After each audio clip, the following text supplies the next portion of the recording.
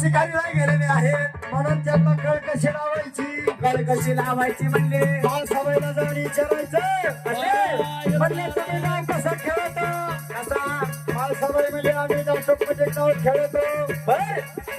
बाळ सवय ते म्हणजे तुम्ही राजाचे राजविंड हे जेजुरीगडाचे राणी साहेब तुम्ही जेजुरी मल्हार म्हणले तुम्ही ह्या जेजुरीचा राजा या जेजुरीचा राजा तुम्हाला येऊ दे, खोटं मोठं